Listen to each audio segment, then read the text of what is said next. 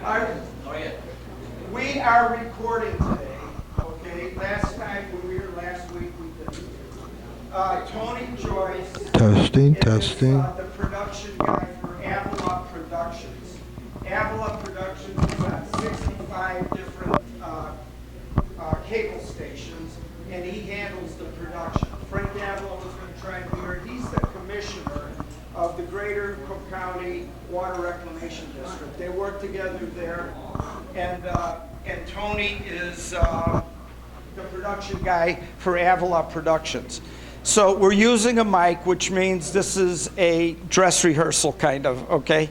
And if I'm speaking loud, it's because this is for the camera, and I'm speaking without this for everybody else, okay? All right. This is what I'd like to do, though. There's a lot of, I'm glad everybody's here. Thank you for coming. But the three most important people that we have are right here. This is Lori, Ann, and Bruna. Bruna and her sister own this place. These two ladies are going to be taken care of. And I don't want to sound like the Godfather or anything, but okay. I want these two ladies to be happy, then Bruna's happy, then Joey's happy, and we get this room next month too, right? Okay. All right, thank you. Thank you, ladies. Okay. All right. Thank you. Thank you. Oh, we want you guys to all be happy. All right.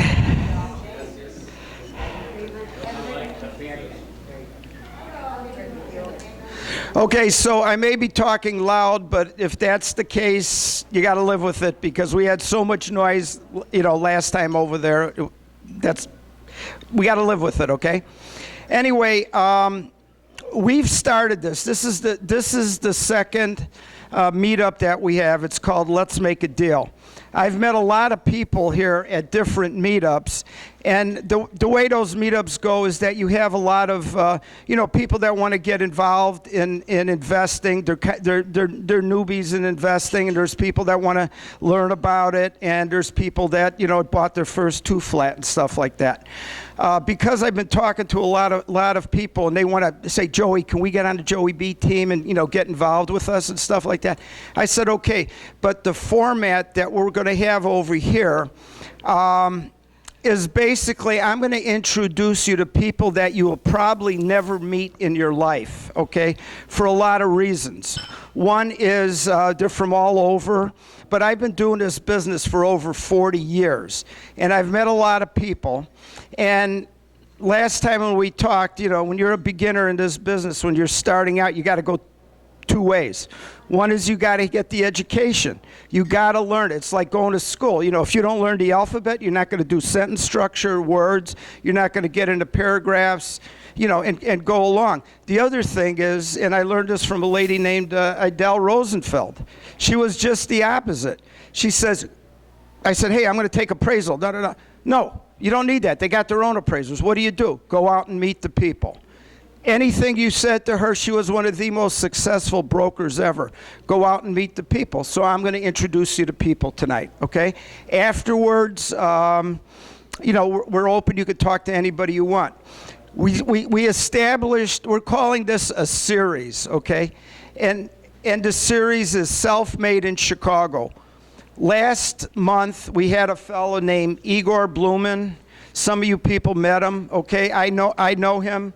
Various people here I've tried to introduce and, do deals with him. Igor started in 1987. He, came here from the Ukraine, couldn't speak English, was cleaning garages for $15 an hour. I said, you and your brother made that up? Together. I said, what happened? He said, they paid us cash, we kissed the ground. This is America, the streets are made of gold. My featured speaker today is a friend of mine. His name's Jeff Pelock. He's from the Elgin area, and he'll be up in a little bit. He, to put it quite succinctly, he started when he was 14 years old, became a carpenter, and then he said, hey, wait a minute, I could do that. He started building homes, okay? He was building 300 homes a year for almost 11 years. He did over 3,000 homes. Things changed in 2008. You couldn't sell a single family home. Sometimes it's hard today too. But he did, since 2008 on, he did about 250 flips. All right, before I bring Jeff up, what I'd like to do is I have some people that I want to introduce you to. The first set of people I want to introduce you to, we call ourselves the Fantastic Four, okay? And these are people that are involved with me in the educational. We work together on putting together deals. We work together on marketing. And they're the reason why we're all here today. Okay, the first person I want to recognize here is Monica Nowicki, okay? She put this meetup together. I mean, I didn't even know how to hit the buttons for meetup. She put this whole thing together. She is our business support. She supports 3 people over here, not financially, but she does everything. She does everything else. My cousin Don, I asked her, she was doing some projects for him, and I said, hey, what do you think of Monica? He says, Joe, she's everything you ain't. I go, thank God, thank God. I want you to introduce a friend of mine. I want to introduce Sam Asil. We've known each other now for almost 5 years, and we've been working off and on. But in the last year, we've got together, okay? Sam has spent over 30 years in real estate. And when I'm talking real estate, it isn't, the ivory tower, and it isn't. He is on the streets making things happen. He's both a broker and he's done construction. He did his own co-op or condominium conversion, a gut job in Logan Square when Logan Square was really a rough area. And he's the go-to guy for the group, okay? He does anything that has anything to do in real estate, it's Sam. He does it. And this lady over here, her name is Jana Brindley, and she is actually the strong silent type. And we met at a seminar, a meetup that was called Residential Assisted Living, because there's a new big idea that you could get a ranch and you could put 6 to 10 families in there, people that don't want to go to what I still call old people's home, senior. And we met over there, we started talking, and then all of a sudden we're all working together. So Jana's part of the team, she's part of the Fantastic Four. And she's the marketing person, okay? All right. Now, what's important in this business, and I'm sure Jeff is going to highlight it, are the relationships you have in this business, okay? Now, I get calls all the time. People say, hey, go give Joey a call, So I had a lady call me, and she's saying, oh, Joey, tell me about this. I bought a 3-flat. And this guy, he's a good contractor. My sister-in-law knows him, and they have the keys to his place. And but he doesn't want to be a general contractor. I'm going to negotiate with the subs, and I'm going to do this, and I'm going to do that. And I said, wait a minute. You don't know what you're doing over there. So, well, he's a good contractor. I know. I heard that. And then she says, oh, I got a good architect. Okay. And I said, who is it? And I go, well, yeah, he's the guy that we used on our place. They said, do you have a tape measure? I said, Joey, I don't have a tape measure. What do I need a tape measure for? I says, because your great architect, who we paid we knocked down a 2-flat and we built a single-family home, that architect does not know the difference between 6.5 feet and 7.5 feet. We had to dig our basement out twice, which costs like $8,000 more or whatever. My cousin Joe did it. The point that I want to make is that asking somebody, is he a good contractor? Is he a good accountant? Is he a good lawyer? That's the wrong question. The question is whether you're a good owner. Because if I introduce you to people, why am I doing, he's good. No.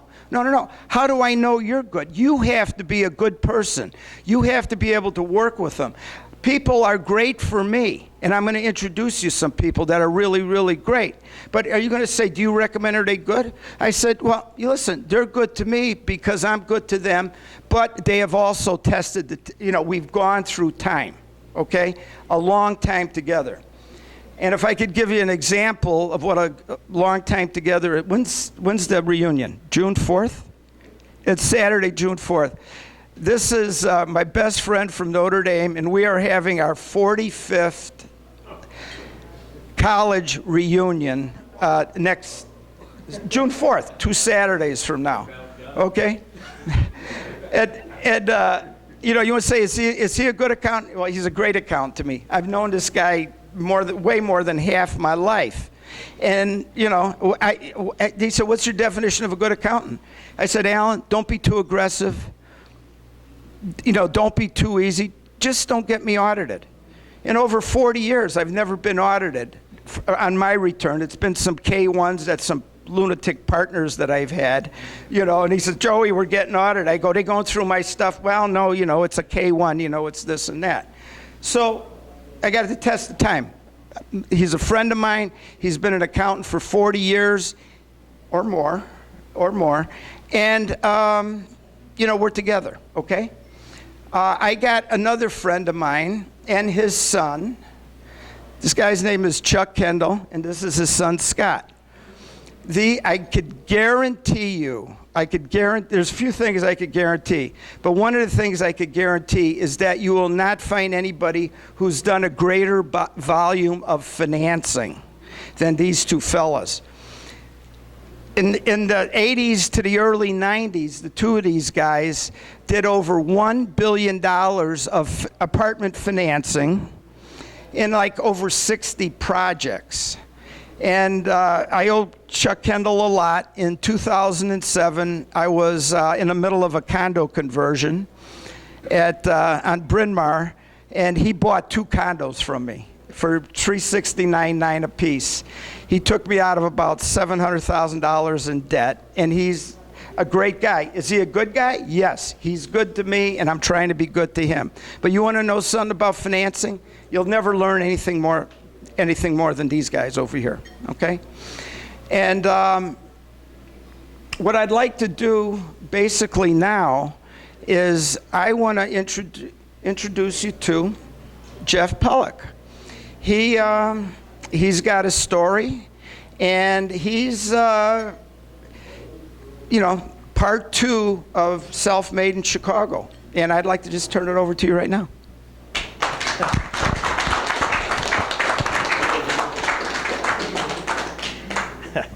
Thank you, Joey. These are big shoes to follow. Joey puts on a nice event here, and I appreciate you. Joey called me and says, hey, do you mind coming and speaking at an event? And I said, well, sure, I'll come do it. Anything for you, Joey. I'll add it to my list of things I've done now, because I'm not really a public speaker. But I'm really kind of a low-profile builder. I just go to work every day. I work real hard and worked on my career my whole life. But a little background, I started in the construction business, like he said, at age 14, working summer jobs. Started out in cement and ended up a carpenter. And then in the 1978, I think it was, that's about when I graduated high school, so it tells you how old I am. I went to work for Illinois Hydraulic, and we were building schools, water treatment plants, hospital additions, and things like that. And my best friend and I would go there. We worked there every year. Well, no, we worked there even through summer in junior and high school. Anyway, it doesn't matter. But I called him one year. He would go to Colorado skiing every winter because he was like a ski pro, and he'd make like $3,000 or something skiing. And I called him one year, and I go, Mike, I'm not going back to hydraulic this year. He goes, really? What are you going to do? I go, I'm going to go build houses, man. I always wanted to build houses. You want to come with me? So that's how I started into the home business. This is 1980, when interest rates, I guess at one point in time, were 23%. When I got in the business, 1984, they were 16.78%. That's when I did my first house. There was a developer who went through the downturn, who had a big 1,200 lot subdivision out in Elgin, and he was stuck on a bunch of lots, and he would give me lots. I'd build a house. I'd pay for the lot when I sold the house. So I got my big break. And I didn't even know that I got my big break, but I kind of got my big break. And that's kind of where it all started in the housing for me anyway.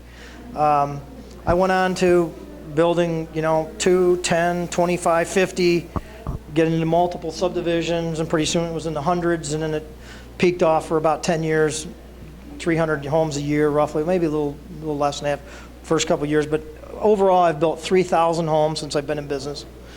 I've entitled and developed 8,000 lots, some of the lots we sold, and I've done a bunch of commercial shopping centers, neighborhood shopping strip centers, and different things like that along the way. And I'm just an average guy. I just work hard every day. I'm relentless. I never give up. It's probably one of the best businesses out there. It's a very tough business. It's relentless, but it's very fun. A lot of characters, a lot of fun along the way. And it was actually kind of unique coming here tonight because I see Charles and Scott over here, who were financing some of my big project, institutional financing, before the real estate crash, a few years before the real estate crash, early 2000s. So I went from having a guy give me lots to get my business started to where I started buying my own lots. I started syndicating my own partnerships. I started then later on doing institutional deals with the pension funds and the insurance companies and so on and so on. So it just kind of, it steamrolled and turned into something bigger that I never really knew would ever happen. So it was a really, really fun ride. Had 55 people work for me, annual revenue 75 million, had Life of Riley, and then all of a sudden things changed. And boy, I tell you, when they changed. Now I had already been through a couple flat spots. I started in the 80s, or early, after at the end of the first big recession, 1980 to 1984. So I kind of came in late. We had a couple flat spots along the way, 90 and whatever.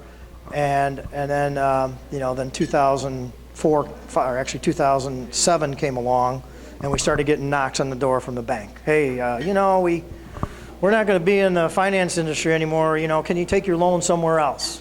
So you call 6 banks, and 6 banks would laugh at you when you call them. Really? We're not taking on any more real estate, So that's kind of when this whole crisis started, and it was basically a depression. I mean, it was the worst thing that I've ever seen in my career, and I've worked through a lot of flat spots, as I had mentioned. But the first couple years, there really wasn't much going on. I spent time trying to work with my banks and did my workouts and turned over all my money, and I'm turning over wetlands and jetting sewer pipes and scraping curbs, and I kept it alive. I did the right thing. I borrowed the money. I had to pay you back. So we worked on this stuff for 3 years, and then finally I went, you know what? I'm not getting paid doing this. I got to start thinking about what my next thing's going to be. So that's when I started doing the fix and flips, the rehabs. I've done over approximately 250 of them, and it carried me through the tough times. So those probably 2010 to really last year, and then that seemed to kind of get a little bit tight. It's tightened up, and I haven't been able to make the money that I used to. So then I started transitioning back into building again. And actually I started building about 2 years ago, actually. I built a few projects in the city of Chicago. One on a street called Eddie, a $2 million house. I did 3 condos over commercial on Southport, just north of Addison. And I did a duplex up, duplex down, 2014 Addison. So, started kind of just, I never went to the city in my whole career. I always was an outline builder. And I finally decided I'm going to go to the big shiny star in the sky there, and I'm going to go see if I can make a living there. So, I've kind of found that transition from the rehab to the new construction again. And now I'm doing development deals in Florida. I'm entitling properties and selling to the national home builders. I'm starting to do a few small development deals here in Illinois again. We're still trying to do a little bit of rehabs, and we're doing trying to find some little infill tear downs for houses and stuff again. So it's maybe on its way back to kind of coming back to more of a home building market again. It's kind of what we're starting to see. So, that's kind of like what happened to me in a nutshell. I don't know how much more I can really add, but if there's any, questions or anything I can do to help anybody else through their journey in this business, I'm certainly glad to talk to them here or offline, anywhere, to try to give you a little insight in the business. Joey, do you have anything? Sure.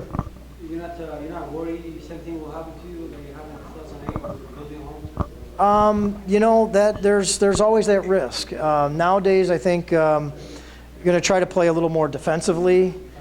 In other words, right now I'm working on a 60-lot development deal right now, and I'm planning on selling 28 of the lots to one of the nationals, and I'm going to keep 32. So, look, I don't need to do all 60. I'll take 32 of them, take a little profit off him, turn this home run into maybe a double. I'm okay with that. So it's kind of like picking your battles, be happy making something, and don't always swing for the fence. Because we went through a long period of time where everyone was swinging for the fence, man. It was good times, But, so that's my answer, yeah. That's my defensive strategy. You're not going to super expensive homes, I guess, right? You're going to low rent, I guess? Well, the housing market, I'm sorry, say it again, your question? No, I'm sorry. I said if he's choosing to go on expensive development or... Oh, yeah, he's asking me my price range. Yeah, my price range of development. Let's say that happened again, if you have an exit strategy by renting them or renting them or, A good backup strategy is if you can build a product that you can definitely rent. So I have a 4-unit foundation from a remnant of one of my developments down in Aurora. And I'm going to build that building now because the market's starting to come back. But if I can't sell them for $175,000 like I plan on selling them, they're at a low enough price that I could rent them out and I can make my mortgage payments. And it's not like I'm going to make any money off it, but it is a little bit of my defensive strategy again. The housing market basically is a pyramid. And it's pretty obvious that if you're down at the bottom, there's just more market. And the higher you go, the smaller the market is. So, and then Chicago, on top of that, is very niche. There's a lot of niches, and you got to find that location, schools, and all that stuff to make it all happen.